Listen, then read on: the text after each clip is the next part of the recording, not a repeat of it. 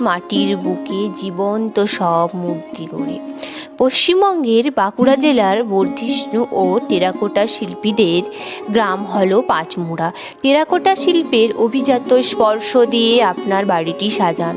টেরাকোটার অর্থ পোড়া মাটি এবং এটি প্রাচীনকাল থেকেই সজ্জা সংক্রান্ত শিল্পকর্মের পাশাপাশি নির্মাণ কার্যে ব্যবহৃত হয়ে থাকে।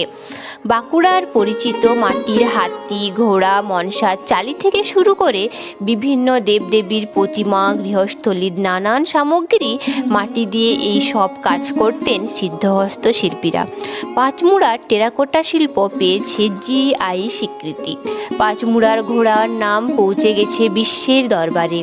এখানকার শিল্পী রাসবিহারী কুম্ভকার রাষ্ট্রপতি পুরস্কার লাভ করেন 1969 সালে।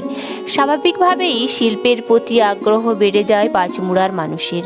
এরপরে একাধিক শিল্পী ভারত সরকার ও রাজ্য সরকারের বিভিন্ন পুরস্কার ও সম্মাননা পেয়েছেন। এই মুহূর্তে গ্রামে প্রায় 80টি কুম্ভকার পরিবার রয়েছে।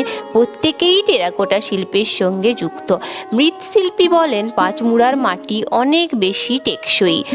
অন্যান্য মাটি কিছুদিন পরেই ভঙ্গুর হয়ে পড়ে, তবে পাঁচমুড়ার মাটিতে রয়েছে অসাধারণ বাইন্ডিং কোয়ালিটি।